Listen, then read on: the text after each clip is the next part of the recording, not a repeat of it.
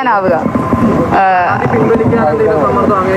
ഇല്ല, ഒന്നുമില്ല. എന്റെ പാർട്ടി ഇന്ത്യൻ കമ്മ്യൂണിസ്റ്റ് പാർട്ടിയും AIYF എന്നുള്ള എന്റെ സഹോദര പ്രസ്ഥാനവും AISFന്റെ സംസ്ഥാന ലീഡർഷിപ്പും അരുൺ ബാബുവും സഖാവ് കബീറും അടക്കമുള്ള സഖാക്കൾ ശക്തമായി എന്നോടൊപ്പം തന്നെയുണ്ട്. സഖാവെ ധൈര്യമായി തന്നെ മുന്നോട്ട് പോകും. നമ്മൾ ഏതറ്റം വരെയും മുന്നോട്ട് പോകും. ഇത്തരത്തിൽ ഒരു വിദ്യാർത്ഥിനിയെ അല്ലെങ്കിൽ യാതൊരു പ്രകോപനവും കൂടാതെ ആക്രമം അഴിച്ചുവിടുന്നവർക്കെതിരെ മാതൃകാപരമായി ശിക്ഷിക്കുന്നത് വരെ AISF ഒരു ഇഞ്ച് പുറകോട്ട് പോകില്ല എന്ന് തന്നെയാണ് ഞങ്ങൾക്ക് പറയാനുള്ളത്. തീർച്ചയായിട്ടും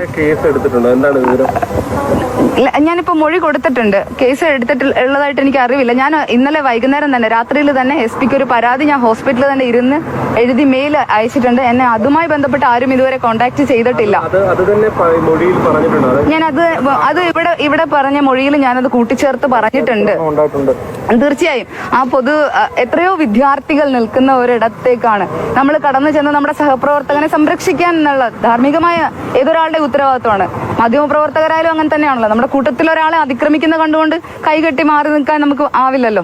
അപ്പോ കൂട്ടത്തിൽ ഒരു കൂടപ്പിറപ്പിനെ ഉപദ്രവിക്കുന്ന കണ്ടപ്പോ അവനടുത്തേക്ക് ചെന്നതിനെ പ്രതിരോധിക്കുന്നതിന്റെ മാർഗം എന്റെ മാറിൽ കയറി പിടിക്കുന്നതാകുന്നത് എനിക്ക് വല്ലാത്ത സങ്കടം ഉണ്ടാക്കുന്നുണ്ട്.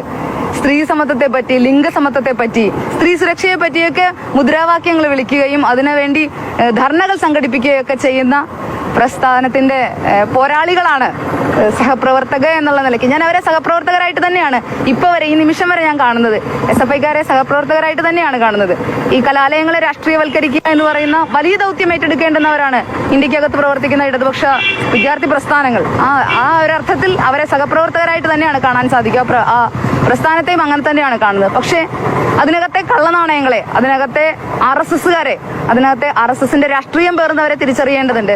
ഇല്ലെങ്കിൽ അത് കലാലയ രാഷ്ട്രീയത്തിനകത്തേക്ക് വലിയ തോതിൽ വലതുപക്ഷ നയങ്ങളിലേക്ക് കൂടിച്ചേരുന്നതിനെ അതിന് വഴിവെക്കുന്നു മാത്രമാണ് പറയാനുള്ളത്. വനിതാ കമ്മീഷൻ തീർച്ചയായിട്ടും വനിതാ കമ്മീഷൻ അടക്കം പരാതി കൊടുക്കാനുള്ള